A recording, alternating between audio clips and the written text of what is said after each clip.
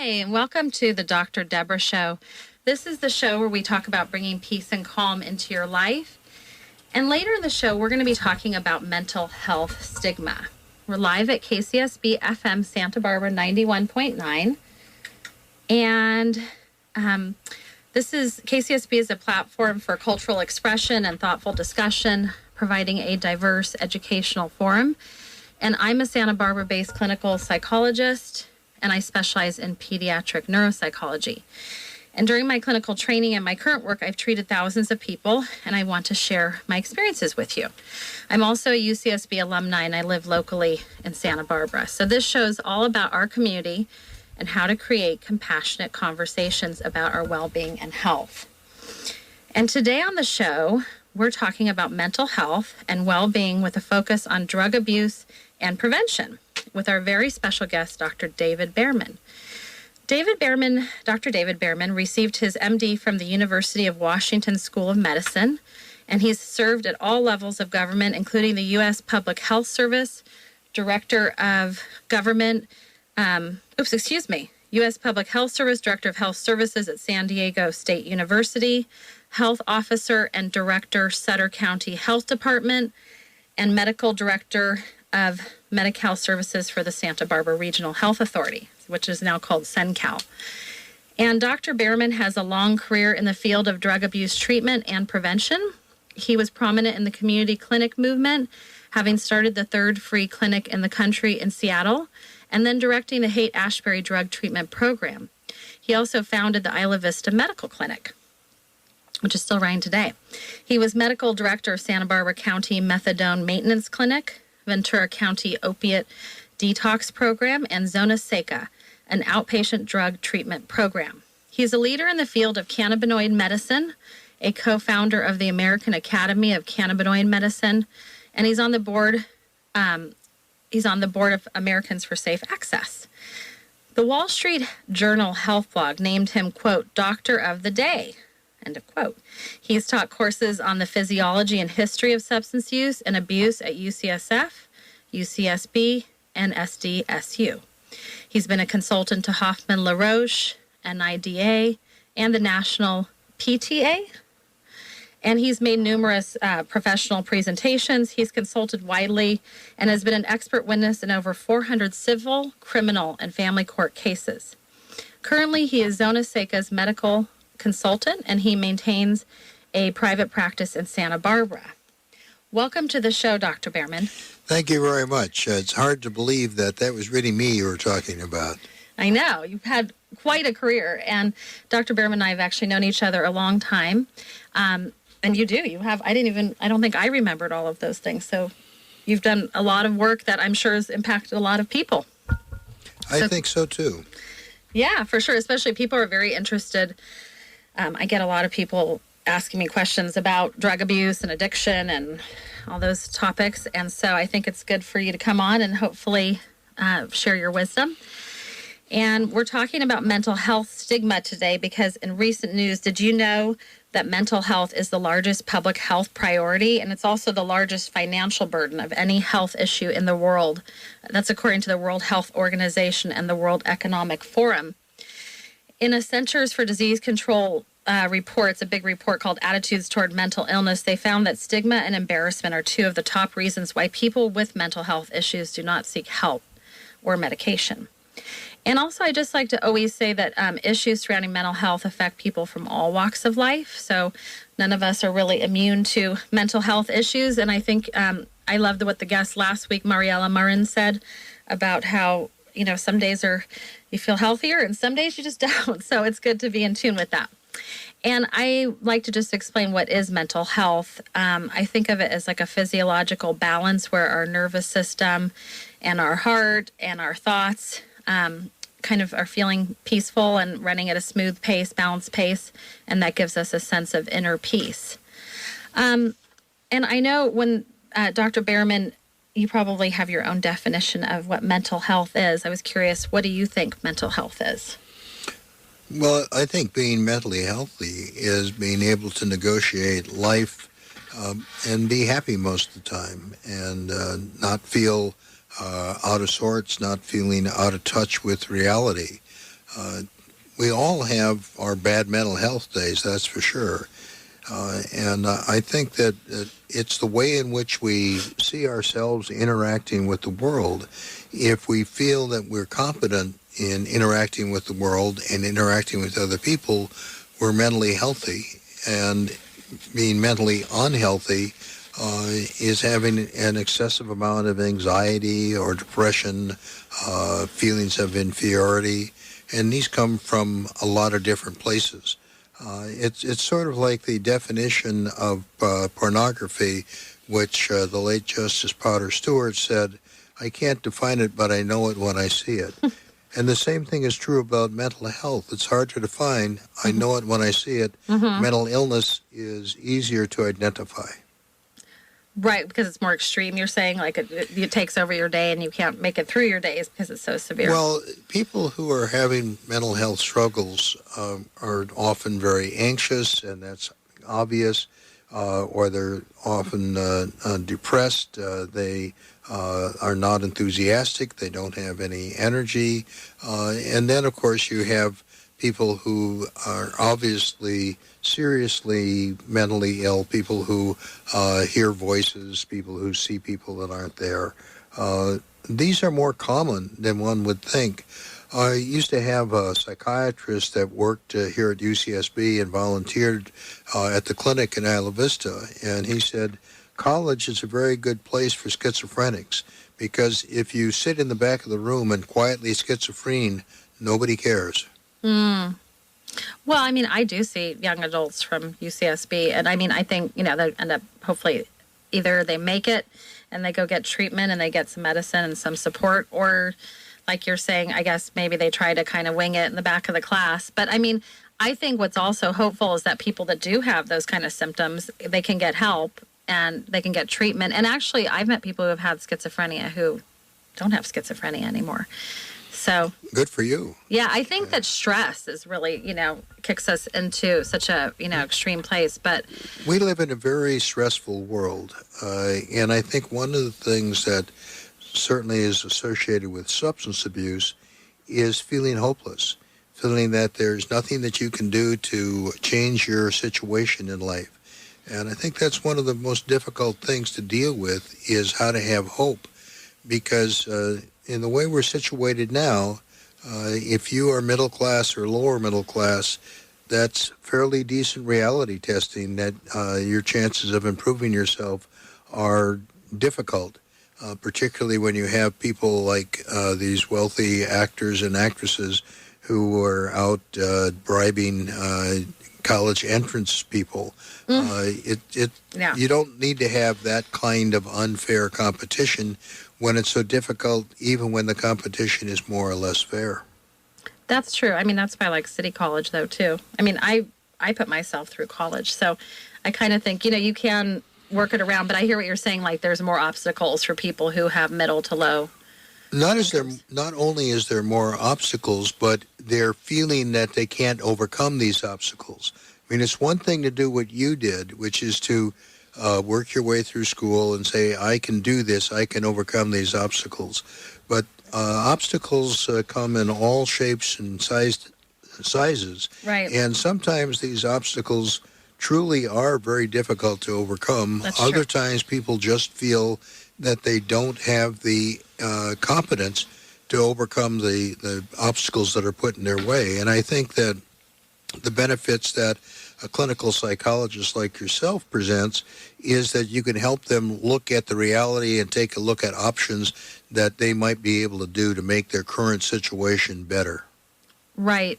Actually, they've done a lot of studies, and they found that when people go to therapy, why do they improve? In the first couple of weeks, why do people feel improved? And it's related to hope, like you're saying. It's instilled a sense of hope in them that, maybe there is a chance that I can work this out or figure out a different way to do this. But I think hopelessness is, it's a heavy idea. I mean, that's why I like mindfulness. I've gotten really into mindfulness meditation, because then you can be appreciative of like very simple things, just like water or being able to see each other. So I do like to talk just a couple minutes about what is mental health stigma, because I think that stigma kind of carries over into all these different areas of the people I have come in and talk on the show. And I've broken them down into social stigma and self-stigma. Social stigma is where we have attitudes and discriminating behavior that are directed towards individuals with mental health problems as a result of a psychiatric label they may have been given. And then self-stigma is when the mental health sufferer internalizes those perceptions of discrimination. And I think that stigma can really, the reason I like to talk about it is because I think that it can significantly affect feelings of shame and lead to poorer treatment outcomes. And studies have suggested that stigmatizing attitudes toward people with mental health problems are widespread and commonly held. So I'm hoping we can talk about all those emotions and feelings and thoughts. And since we're here talking with Dr. Bearman about drug abuse and prevention, I'd just like to give a brief introduction about drug abuse, I guess. And when I did some research, it said that when the Controlled Substances Act, and I know Dr. Bearman's going to have a lot more information, was passed almost 50 years ago, it created a classification system known as drug schedules. And that prescribe how the federal government views and responds to specific drug compounds. And under that system, they listed, there's like Schedule 1, Schedule 2, and Schedule 1 are generally perceived as unsafe and having also a high potential for abuse, and then also having no accepted medical use. But I think that one of the issues that I read about, it seems that to get more drugs through the FDA process, there needs to be more research to kind of determine what the scientific consensus is. And I know I was reading your kind of bio, and it was saying that you're hoping to spur efforts to reverse our dysfunctional drug policy and end the war on drugs and implement reasonable suggestions based on a harm reduction policy. And I was wondering maybe if you wanted to just explain briefly a little bit about that. Certainly. Substance abuse, as you have pointed out, is a mental health issue. And it's a health issue. And when you have a health problem, you see a doctor. You don't go and see the police. So treating substance abuse as a criminal justice issue is absurd. And in fact, in this country, we really didn't have laws criminalizing drugs until about a century or so ago. The first law that was prohibition was in 1873 in San Francisco, and it really was directed at the Chinese, because what they did is they made opium illegal while at the same time allowing Lydia Pinkham's vegetable compound for the treatment of women's unmentionable ills. That's PMS, for those of you who don't speak in code, menstrual cramps. Yeah. The liquid opium was legal, but the smoking opium was illegal. So it was directed straight at the Chinese Americans. And many of our drug laws have been used to marginalize discriminated against groups. And they also have tended to scoop up people who aren't substance abusers. Substance use and substance abuse are two different things. We don't call somebody who has a glass of wine with a meal once or twice a week a substance abuser. Yet I've acted as an expert witness, and we see people who use cannabis on weekends characterized as substance abusers when they don't even use cannabis during the week because maybe they worried that it might interfere with their work. Basically, people who have substance abuse problems have other problems. The substance abuse is more a symptom of underlying conditions rather than a disease in its own right. People who grow up in dysfunctional families often have post-traumatic stress disorder, and cannabis or other drugs can be used as a way of dealing with PTSD or dealing with being damaged by people who didn't know how to be good parents. Right now, here in California, we have the 3 strikes rule, and so if you have 3 crimes that you've committed, you can be sent to jail for 25 years. And the taxpayers will pay $40,000 a year for your room and board. You won't be happy about it, but the taxpayers will be footing a pretty hefty bill. If we took that $40,000 a year and spent it on children when they're in kindergarten, and you can often tell kids who are going to have problems, kids who are struggling with the homework, kids who have attention deficit disorder, in addition to post-traumatic stress disorder or other learning disorders, can be helped immensely at a very low cost in their formative years. If you wait until they're in their late teenage years or early adulthood, it's much more difficult. And of course, the way in which we approach it is to throw some of these people in jail, which is rarely good treatment, good therapy for mental health problem, and specifically it's not a good treatment for substance abuse. I mean, we have a peculiar approach in this country where somebody like Paul Manafort gets sentenced to 3.5 years in prison for stealing millions of dollars from the taxpayer, and yet you have people who have a small amount of opiates or cocaine or other substances where you go, woo, well, they may get 5 or 10 years in jail, where their crime and their harm to the culture has been much less than criminals like Paul Manafort. Right, so it's not equitable, like it's not an ethical system, really. Not only is it not ethical, but it is not functional. Right. Well, and yeah, I was reading when I was doing my research about how the jails have really become like mental health. It's like a way to funnel people and they have mental health issues, but I mean, they're doing drugs while they're in jail too, probably, right? Sometimes, it's amazing how easy it is to smuggle drugs into prisons or jails. And, there beginning to be some insight into the idea that jails should provide some mental health services. I know I was able to have lunch with the sheriff about a year ago, and he certainly seems aware of this, but he's a sheriff. Even though he's, say, more enlightened than some of the previous sheriffs here, he's not a clinical psychologist, and he's not going to have the skills to be able to approach this in as effective a way as mental health professionals would. I mean, we're more willing to spend money on a new jail than we are to spend money on a new mental health facility. They did actually just hire, I have had her on the show. Her name is Sherilyn Lee, and she's a psychologist that the sheriff has hired. But I hear what you're saying. It needs to be institutionalized. The first woman who was a counselor in the Santa Barbara County Jail was a woman who worked for me as the administrator of the Isla Vista Medical Clinic. Judy Jenkins was her name, a graduate of San Diego State University who went on to bigger and better things. So the sheriffs have recognized the value of mental health professionals in the jail, but they are limited as well. I mean, their resources are somewhat limited, and there needs to be more expenditures, not only on mental health services in the jail, but mental health services in the community. Well, and also, even I was looking up, somehow I have to cross how most police officers die. And it's not in the line of, it's not in the, being shot at. It's actually suicide. It's 45% of the, so the mental health is obviously impacting them from working in their jobs. I thought it was also interesting because, and because of the FDA process, there's just been so little research in the U.S. like on cannabis because it's a Schedule I drug. And that is creates significant barriers to pursuing federally funded research into potential benefits. Is that outdated or is that still happening? That is definitely still happening.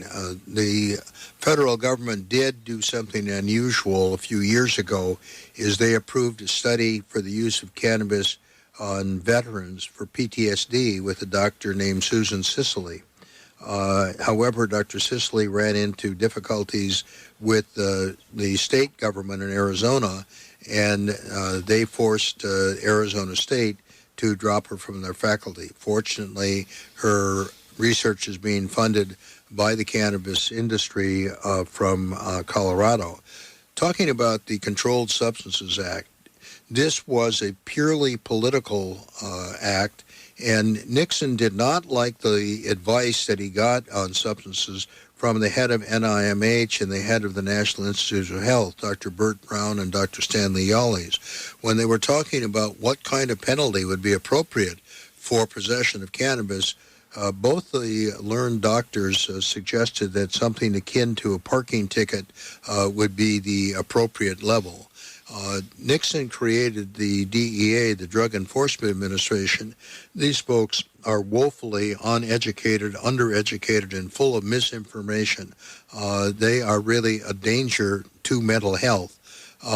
And according to an interview that Dan Baum, the author of a book called Smoke and Mirrors, and one of the more knowledgeable authors and authorities on substance abuse, had with John Ehrlichman, who was one of Nixon's door guards, as it were, right-hand men, sort of like General Kelly for the current president. Ehrlichman said in a 1994 interview with Baum that both cannabis and heroin were placed in Schedule 1 in order to marginalize the perceived political enemies of President Richard Nixon. Cannabis was put in Schedule 1 as a way to marginalize anti-war activists, anti-Vietnam War activists who often were students. And, of course, you had students here at UCSB that fit into that category. And then they put heroin in there as a way to marginalize African Americans. And this sort of thing really helped. If it weren't for the drug laws, we would have had President Gore, and we wouldn't be at war in Iraq and in Afghanistan. So drug laws have consequences that go far beyond the effect on the individual person whose life gets ruined or he gets thrown in jail as a result of these laws. Unfortunately, very few people who have substance abuse issues that don't have an enormous amount of money get sentenced to have treatment or therapy. They just get thrown in the slammer. Right. So there's all these obstacles that kind of come up for someone, especially if they're like from a low income family. But what you're saying is politically people are very much trapped. And also I like how you explained the word abuse, because I think that I notice people throw that word around. It's kind of like, people think everybody says, oh, this person might have bipolar because they're moody. And it's a very specific piece, and also you treat people right with real abuse. I mean, I think that there's a difference between someone who, like you're saying, uses that recreationally and does what they need to do, and somebody who's totally incapacitated, right? Is that kind of what you're talking about, that it impacts all of their work functioning, their friendships, their Exactly. income? There's a whole continuum of behavior that we're looking at. Right. And substance abuse is something that significantly impacts a major portion of a person's life, whether it's their social, recreational, financial, familial, occupational. If your use interferes with those, then you have a problem. And I think the sort of poster drug that we would look at there would be alcohol. But clearly, the abuse of tobacco is very significant because tobacco causes the most deaths in any given year of any recreational drug, more than alcohol. Now, the sad thing is that causing even more deaths is the use of prescription drugs, and sometimes the use of prescription drugs even in hospitals. So we really need to focus our attention as much or more on prescription drugs as we do on the so-called recreational drugs. Right. I mean, I got a letter. I'm a Medicare provider, so I got a letter in the mail from Medicare. And what's that? I thought it was maybe a payment or something. And it was actually a notification from them to be on the lookout. And there was a whole, you probably got the letter yourself, about all the specific things to be aware of that are going on with the opioid crisis.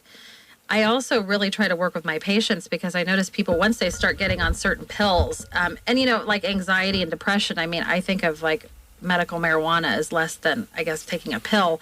Although I know that that's a controversial statement because people have this identification about marijuana. But I mean, I would guess 85% of the people I see either have used or are using marijuana. And so it seems like it does help for relieving pain. If someone has cancer or other medical conditions. Well, cannabis has been around for 4,000 years. It appears in what, if we believe Chinese oral tradition, was the first materia medica called the Ping Chao Ching, or the Plowman's Heavenly Handbook, which was attributed to the second emperor of China, who may in fact be mythical, who was also the god of agriculture and the god of pharmacy. And cannabis has been used to treat pain, has been used to treat anxiety, used to treat depression. In fact, at the turn of the 19th to the 20th century, cannabis was the third most common ingredient in patent medicine and prescription medicine after alcohol and opium. So cannabis has been used as a medicine and used effectively for a long, long time. It was in the United States Pharmacopoeia from the 1850s until 1942. And in the 1920s, American physicians wrote 3 million prescriptions a year that contained cannabis. In 1937, the American Medical Association testified aggressively against the Marijuana Tax Act. The Marijuana Tax Act was probably pushed most by petrochemical interests that were concerned about competition from hemp. Also, the head of the Bureau of Narcotics and Dangerous Drugs was a raving racist named Harry Anslinger. And Anslinger was the consummate bureaucrat. He created a problem where none existed so that he could sort of restaff his bureaucracy after alcohol became legal. He saw himself as being in competition with J. Edgar Hoover, then the head of the FBI, for who was going to be the most prominent and most powerful federal law enforcement official. That's no way to treat illness and disease. That's no way to run a government. Unfortunately, if I may say so, we're having another example in the current administration of how it's no way to run a government. Well, and actually, you grew up in a home, your dad was a pharmacist, wasn't he? Yes, he was. So, I mean, you have a long history of understanding medicine and how important it is, but I mean, it's not always been tinctured or given out, right, the same way as it was maybe when you were growing up? Well, I think that people are really don't understand medicine. I think that the scrutiny that cannabis has received is appropriate, but even more appropriate would be to apply that same kind of scrutiny to prescription medication. My father grew up during alcohol prohibition, and he liked to tell stories about that. And one time in around 1959 or 1960, he was telling me that when he was a freshman at the University of Minnesota School of Pharmacy, one of their assignments was to make tincture cannabis, and he said that they had to be very careful because the alcohol was illegal. Interesting, and now alcohol is so prevalent. I was wondering, Dr. Bearman, how do you think that mental health and drug abuse and prevention intersect? Well, I think one place where they intersect is in prevention and early intervention. It seems to me pretty clear that if you take two people who have the same genetic background and put one in a dysfunctional family where there's other drug use or where there's sexual abuse or physical abuse or emotional abuse, and put the other one in a family where there's respect and love and the child is cherished, which one has the statistically better chance of turning out to be successful, to be happy? And I think that there's no question. You don't need to do a bunch of research studies to realize that if you grow up in the sort of romanticized, typical American family, you're going to be better off than if you grow up in a dysfunctional family. And so we give a lot of lip service to American values, and yet we see in the current administration people who steal, people who womanize, people who cheat on their taxes, and we hardly hear a tut-tut. And this is bipartisan, by the way. I mean, you can point to crooks who are Democrats, crooks who are Republican, crooks who are Libertarian, and crooks who are independent, and yet we all claim to have these all-American values. We need to live by those all-American values, and if you raise your children in a way that you demonstrate your love for them and you don't beat them, you don't sexually abuse them, and you set a good example in terms of using recreational substances in moderation, you're likely to have your kid turn out pretty well. I mean, now we've got these parents who are spending tens of thousands of dollars to cheat to get their children into schools that have fancy reputations. What are you teaching your child when you do that? That you can succeed at any cost, or you should succeed at any cost, rather than loving your child, rather than assisting your child through the various socially acceptable means that are out there. You're then teaching your child that they can overcome barriers, that they can learn skills that will help them be a better student, that will help them be a happier person. And you don't teach them that spending money like a drunken sailor or getting drunk like a drunken sailor, and I'm sorry if I'm offending any drunken sailors out there, but that's just a phrase that's been used, a cliche that's been used, but it's true that seamen and painters tend to have a higher rate of alcoholism than many other occupations. Interesting. Although I do notice like alcohol is so prevalent. I mean, I think it's important on that vein of thought that we talk to our kids about, drugs and sex and all those things. Because I think, we live in this world where we think, if we talk about that, that's going to make them want to do that. But I think you can be close to your family and talk about disagreeable or controversial topics. Right. Just to switch to something else that I was involved with, and I taught the first course on human sexuality at UCSB, and I was impressed by a comment that a comedian named Lenny Bruce, who has long since left this mortal sphere here, but was one of the first shock comedians out there. And he liked to say that instruction in a venereal disease is not a direction to go out and get it. And the same thing is true of talking to your children about alcohol or tobacco or cannabis or cocaine or heroin. It's not a direction to go out and use it, but it certainly is worthwhile to discuss it. And most kids are going to experiment with some drugs. I can tell you that I have smoked 21 tobacco cigarettes in my life and stopped in the 4th grade. So I wanted to experiment with them, and that's not uncommon. People do experiment, and as a parent or people listening to this being a potential parent, you need to figure out how you're going to deal with that when your child tells you that they have been consuming a drug that you think they shouldn't have. And screaming and yelling may not be the most effective way of dealing with that. Right. I mean, I think we have to first touch base with ourselves and figure out what our thoughts and feelings about addiction and drugs are, and then be able to have that conversation. I also think, this is definitely true for suicide, talking about these topics, or schizophrenia. It doesn't make you catch them or have them. They've done a lot of studies on that, and actually it's better to talk about that.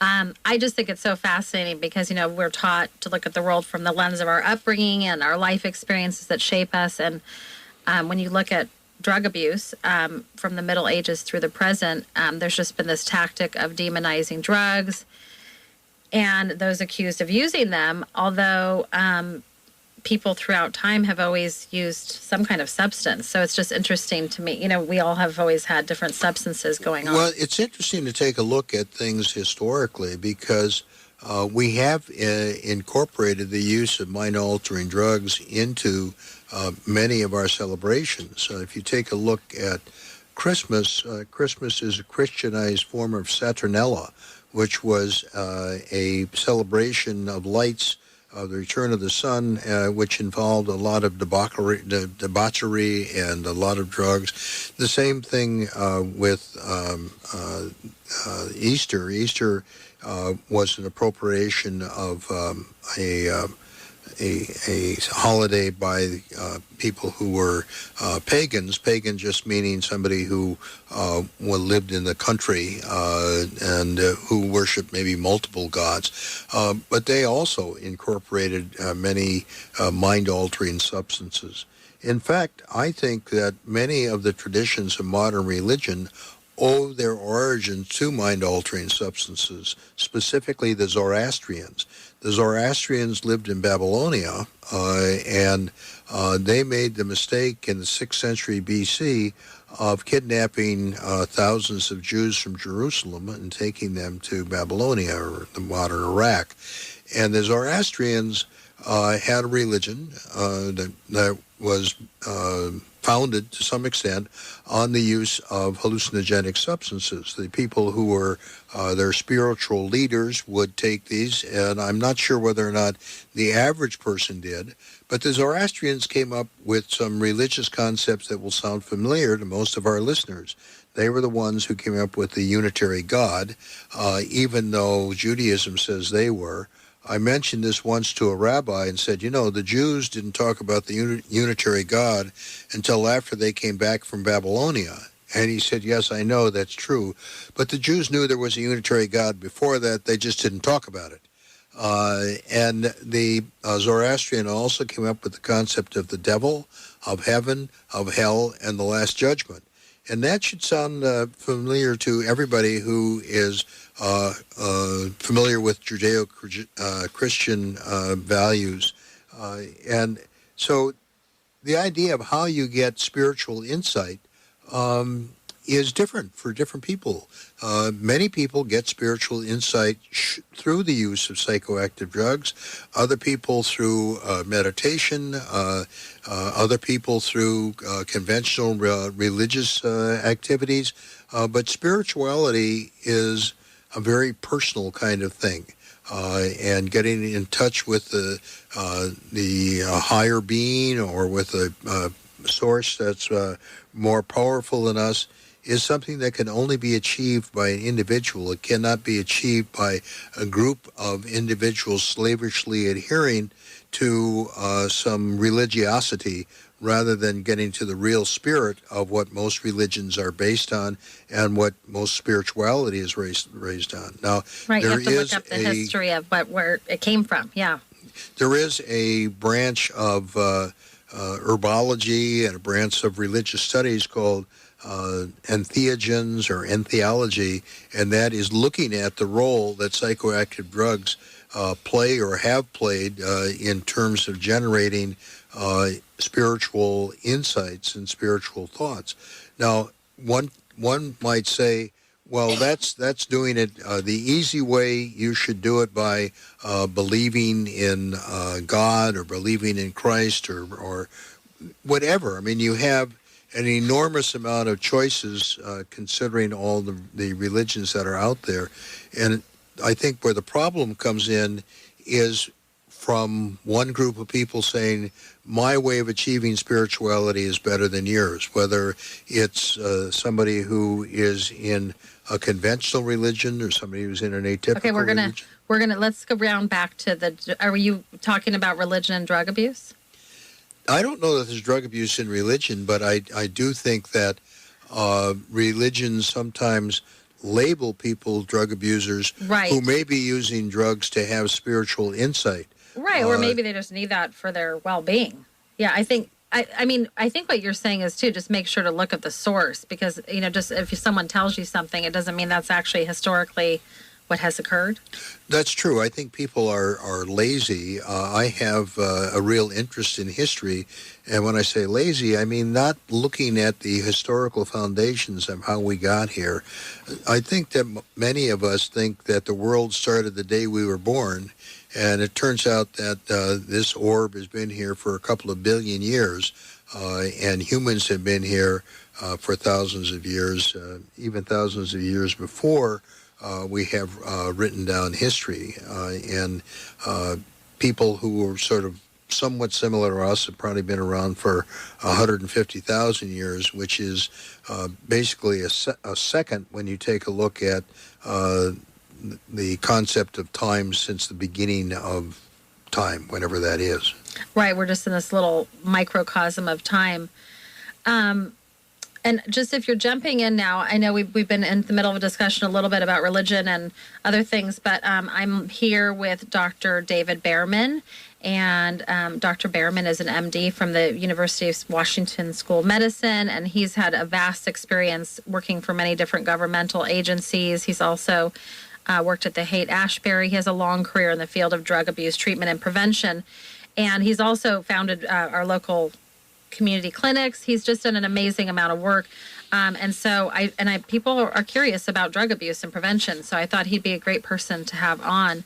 I noticed that also, said the FDA officials are calling for, earlier this year, the FDA officials are calling for public comments about potentially changing scheduling for 16 substances, that include cannabis.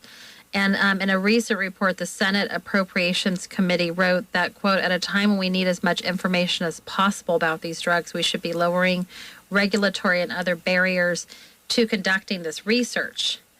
And so I just thought we're looking at historically too, that how all this came to be.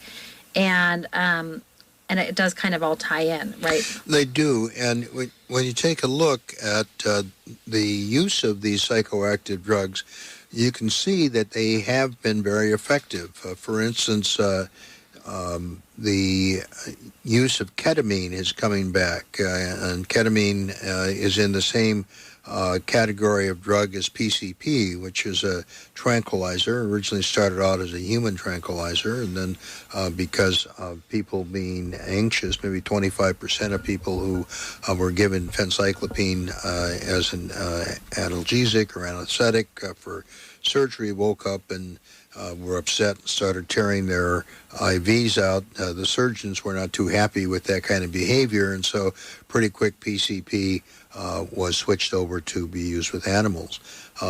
Ketamine has been used for treating mental health issues, both neuroses and psychosis. Although, I personally, the cases I've seen, I haven't seen very much impact on that, but I was thinking maybe the way they're administering it, I don't know, is that different from the way it was when it was surgically? I really am only recently sort of taken a closer look at ketamine. I've had some cases, so I've actually looked closely myself. Okay. And I just know the FDA actually had some company had made a nasal spray that had ketamine, and then they do the injections because the FDA actually took that off the market because they couldn't regulate the level of the ketamine. But it's still a little controversial. I know a lot of people are really into CBD oil. And is CBD oil, when people take that, are they still taking marijuana? Or what do you think about that? Well, first off, CBD is psychoactive because it is anti-anxiety. Right. And that makes it psychoactive. It doesn't cause euphoria. But look, the guy who is really at the epicenter of research on cannabis, cannabinoids, and the endocannabinoid system is an Israeli scientist named Raphael Mechoulam. And in 1999, he postulated something called the entourage effect, by which he meant the combined therapeutic effect of all the therapeutic constituents of the plant. Now, plants are complicated. Cannabis is no different than other plants in terms of its complexity. For instance, coffee has 880 molecules, tomato has 380, and cannabis has 512.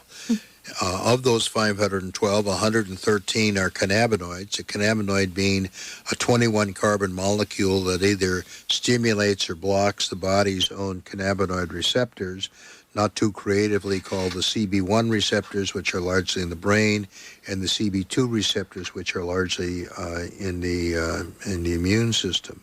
So the CBD is just one of 113 cannabinoids. There also are over 200 terpenes in the plant. Terpenes are which give it its unique odor, and many of the terpenes also contribute to anti-anxiety or stress relief. So by using the whole plant, you're likely to be better off than just using the CBD alone. One of the things one needs to take care of is that there is concern about dysphoria, that is being out of touch with reality because you've taken too large a dose of THC. Right. I thought that I was just going to ask, not to interrupt you, but I was going to ask you that because I noticed, like in the 70s, it said that THC, it was like 2%, and now it's up to 20. And then I know patients have told me they can get 95% THC. Actually, the 90% THC is not naturally derived. According to Jeff Raber, who runs Work Labs,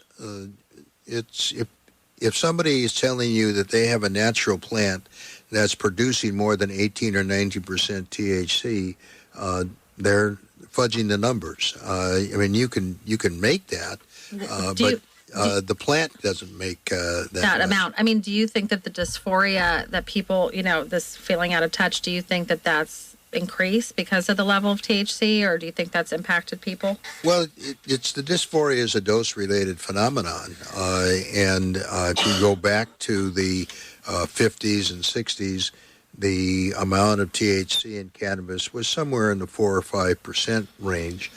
Nowadays, the average would be closer to 10%, but certainly there are people that can make 15% or 18%, and you can get products that are produced that do have as much as 90%. And because the side effects are dose-related, the larger the dose you take, the more likely you are to have a side effect. So it's really important for people to understand what they're putting into their bodies. I remember years and years ago, you mentioned that I started the clinic in Isla Vista. In the early 70s, I got a call from somebody who said, Doc, what's the effect of white stuff with red stuff in it? And I said, could you be a little bit more specific? And they said, well, I was just up in Berkeley, and I came back, and they said this was really good stuff, and it's got white stuff with red stuff in it. And I said, have you used it? They said, yeah. I said, how long ago did you use it? And I said, 3 days ago. I said, well, I don't think you'll die. I mean, what are you supposed to do? I mean, it's this idea of, we're going to go into the medicine cabinet and empty out all the pills into a bowl, and you just take a handful and swallow them. I mean, that was sort of the conventional wisdom of something that was going on, and you still hear these stories. I don't know if it's true or not. It's so crazy. But you really need to know what you're putting in your body. Oh, yeah. And if you take a large dose of cannabis, you're much more likely to have, panic attack or dysphoria or hyperemesis than if you take a small amount. Right. And also, I always try to educate people, like you're saying, because if they're taking pills of whatever type, and they drink, that will change the chemical formulation of the pill. And I see so many people taking pills in my practice. Well, there's a drug-drug interaction. Right. I mean, if you take benzodiazepines and alcohol, they will have an additive effect. Now, Right. There is a slight additive effect of alcohol and cannabis, but the word on the street back in the 60s was don't drink when you're using cannabis because it interferes with the high. You're destroying the benefit of the cannabis, and use them separately, not alcohol together. Probably supersedes that. I was curious, what do you think your work in the drug abuse and prevention field has taught you about attitudes held toward mental health? Like when you talk to other people, like I know you do expert witness, or you go to travel and give talks, or you see people in your practice. Do you think when people are talking about drug abuse or prevention, do they talk about mental health? And if they do, what is their attitude towards mental health? Well, people don't like to talk about mental health, and people don't really like to talk seriously about drug abuse. They Right. don't really like to have a clear understanding. They like to stigmatize people. One of the things that I don't like is people saying, well, the reason I did that is because I was under the influence of a drug.